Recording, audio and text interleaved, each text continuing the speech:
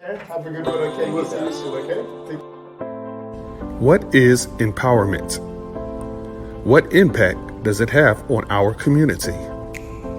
Seeking to understand the mind of an entrepreneur? Let's find out.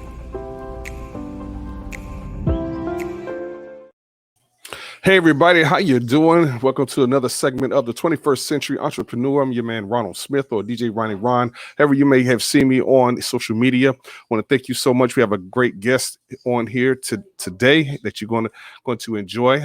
But before that, a 21st Century Entrepreneurs is under the umbrella of the Music Industry Network. As you see, Music Industry Makeover, that's another podcast that we have.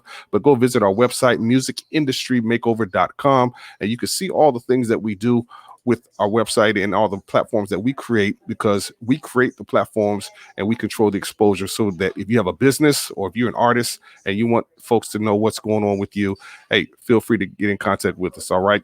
We want to definitely thank our advertisers and sponsors for jumping on board with us. Yes. Man, I don't care what kind of event it is. As long as Black Sauce is in the building, the food is going to be right. That's what I'm talking about. Order yours today.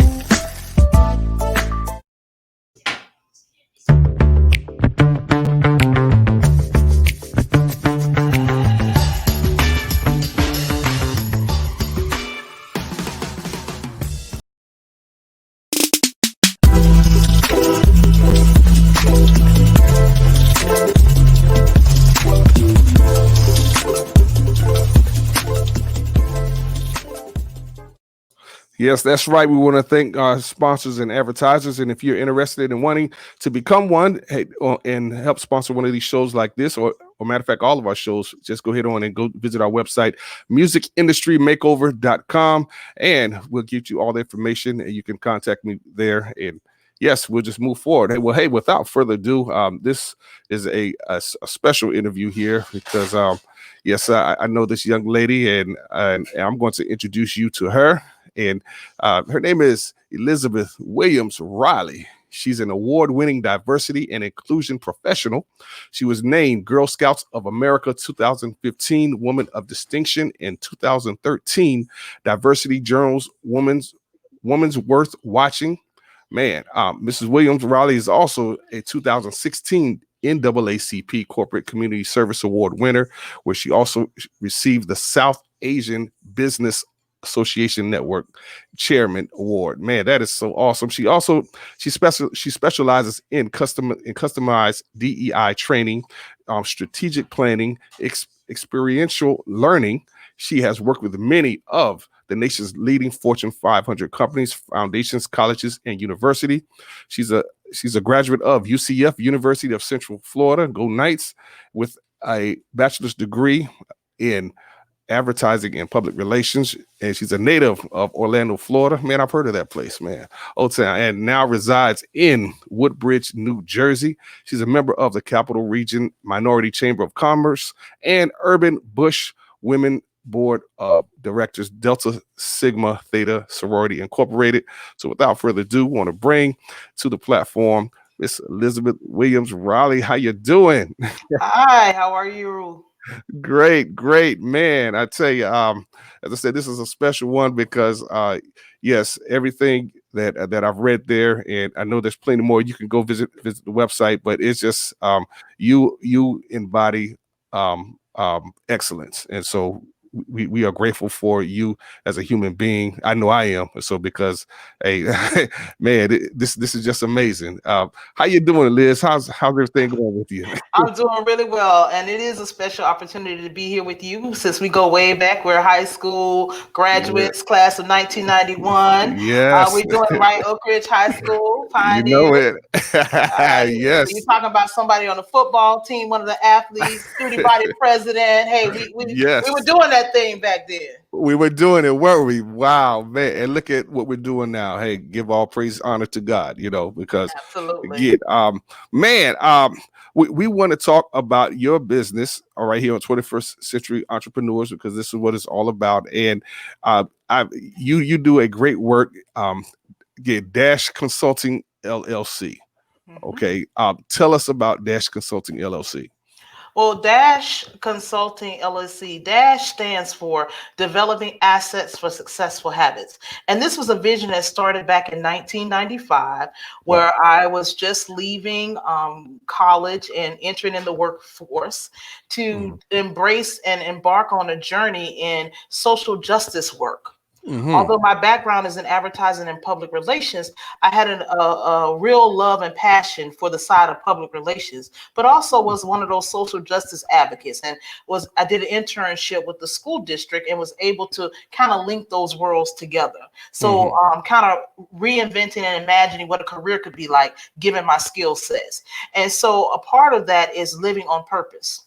And I was introduced to the poem about the dash in your life by, Hmm. and I thought that was important. So that dash was significant for me, but it was not just the dash, it was what I planned to do with my dash I in love my it. own personal life. And because I had that vision, I wanted to make sure that whatever I did was to help people. And for me, dash means to help individuals develop the assets they already have for successful habits. And what that does for me is it eliminates deficit thinking.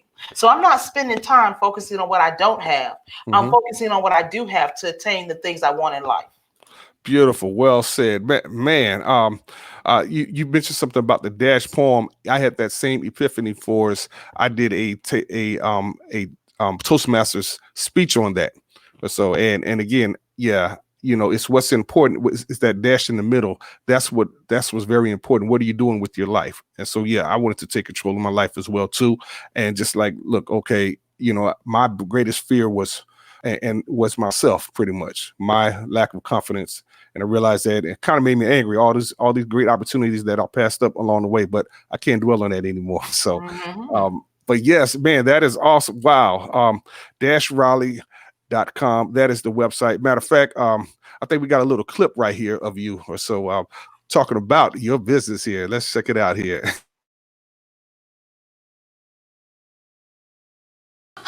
Well, I'll tell you my business. I am in the business of helping people develop their assets for successful habits and really look at who they are in ways that they had never thought of before. So often we are encountered with things that challenge us, and we don't always feel equipped to do that. But I believe you have everything you need to move forward in your life and to transform and reimagine who you are becoming. And so I am dedicating my business to doing just that, helping people reimagine their lives and their careers. I'm a person that believes anything your mind can conceive, you can achieve. And so I envision myself one day sitting around talking to Maya Angelou like she was one of my girlfriends or my mentor. And you know what, it happened to me. I actually had a chance to sit at her kitchen table at her apartment on the West End and talk to her, and she asked me the question, Ms. Williams, tell me your journey. And so I believe from that day forward, anything that I am is because I have belief and confidence. And I know that every time you have a transforming experience in your life, it's on purpose. And I believe that when you think about your life, that you should think about the promise in your life, not anything that holds you back. I am who I am. And I believe that who I am is evolving. Awesome. Wow. Awesome. So you met the late great Maya Angelou. Absolutely. I was in her apartment doing a live stream feed for a forum on healthcare and equity and disparities. Wow, that is Mhm. amazing. Yes, and she a phenomenal poet, internationally acclaimed and great wisdom. Man, she passed some wisdom down to another great person who has wisdom. I read in your bio too, and again, I've known that you've been doing a lot of diversity training. Mhm. So, I've been in the mhm. space of diversity, equity, and inclusion for over 25 years now. Wow, and that is perfect for this day and age of what's going on. For Yeah, uh-huh, absolutely. It's been perfect for all ages. Trust and believe. This yes, work is ongoing. It's not revolutionary. hmm, It's not new, but it is on time. The more that we focus on how we understand and respect ourselves, hmm, the better we can mirror back the respect that we should have for others.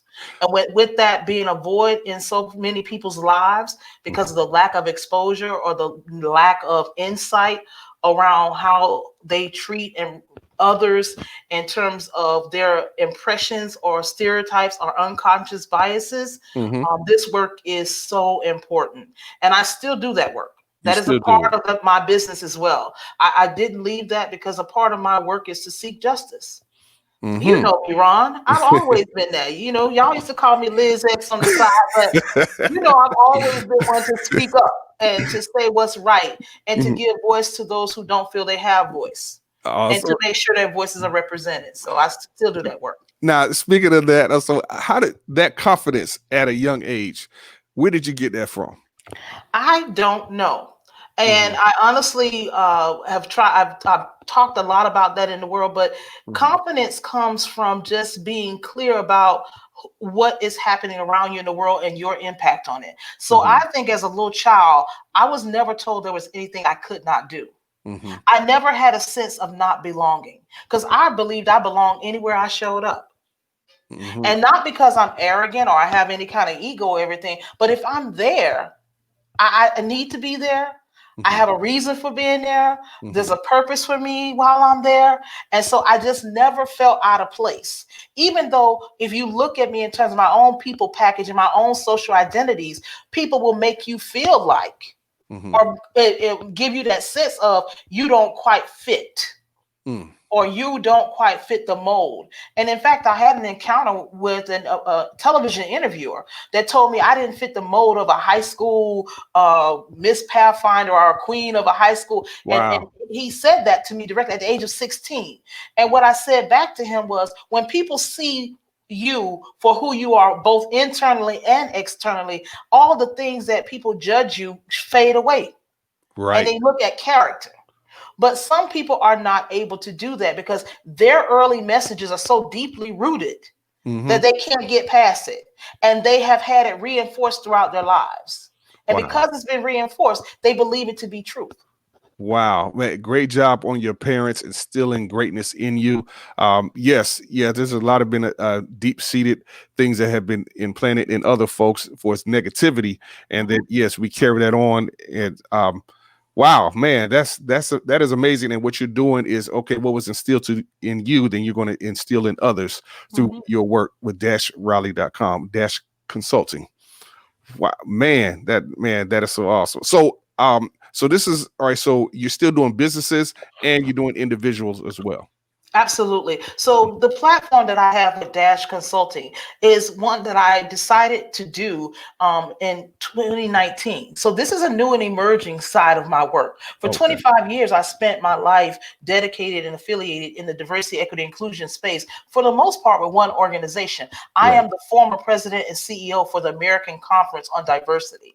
And I Mhm. worked as a national VP of programming for the National Conference for Community and Justice. And so what I decided was, in this day and time, you cannot train away bigotry. Mm. You Wow. cannot.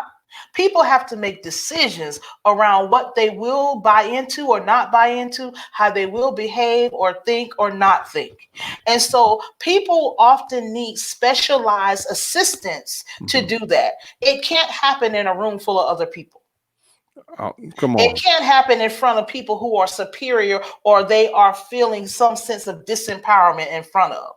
They can't do it when they feel fearful to confront what they know is wrong and they've lived out and they got to change their attitude or behavior. They're not willing to do that in front of a group of people or in front of a room.